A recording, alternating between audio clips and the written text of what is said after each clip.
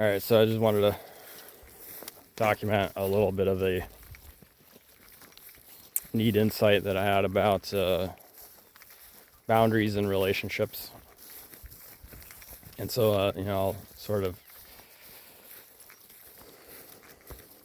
paint a picture of, what I'm talking about here. So,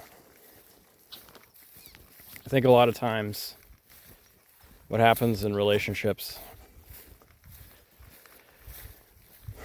is a boundary will get crossed. And then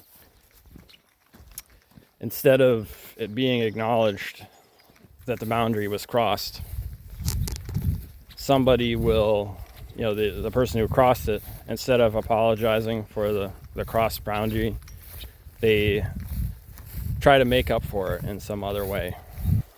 And so they try to, they can sense your displeasure. And so they try to make amends.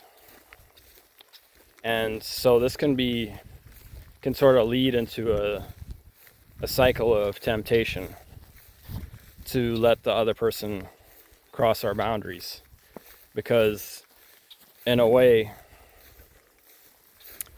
what we're sort of like what we've been trained to do, what we've been training ourselves to do, is to allow something other than an apology for the cross boundary and an acknowledgement that the boundary was crossed.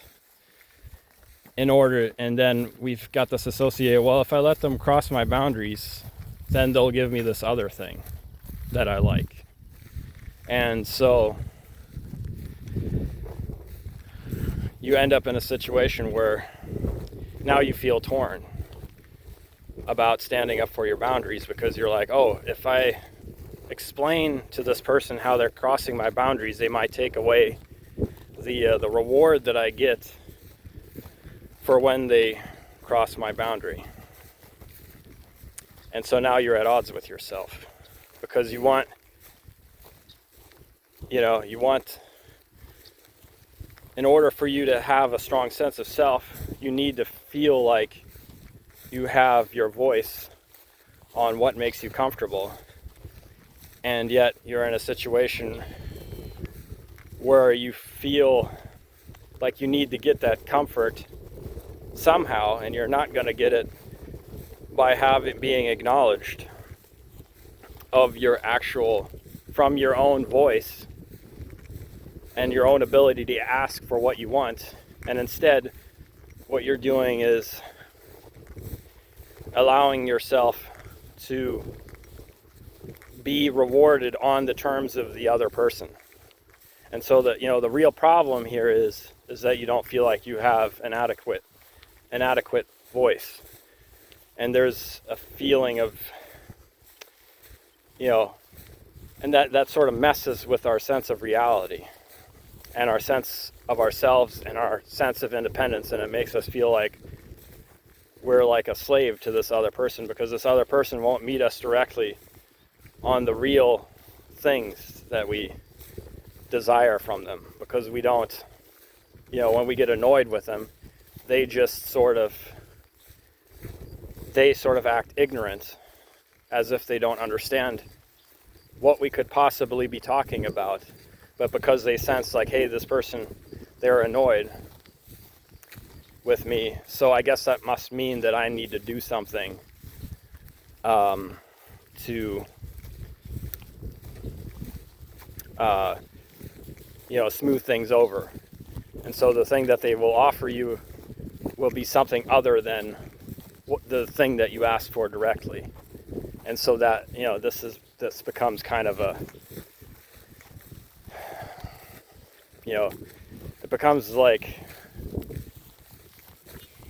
it slowly like poisons your self-esteem, because it puts you in a position where you realize that you're not getting, you might be getting something that you enjoy, but at the expense of not really feeling like you're heard. So anyhow, just thought this is a I think, an important thing to recognize in the sort of covert contract sort of area of relationships, and how things can, sort of develop.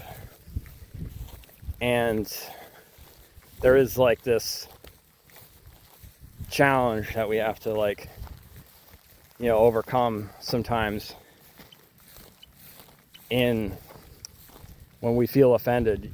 Do we feel offended enough to express what the offense is in a direct way that isn't meant to be cruel or injurious, but just direct and accurate as possible of what the experience is that we're experiencing. And sometimes that can feel so daunting because you have so much pressure built up on something that hasn't been addressed, so you almost don't even know what the words for it are anymore, because you feel so overwhelmed when you want to address a certain, it's like if you have a good relationship with someone, can be particularly difficult.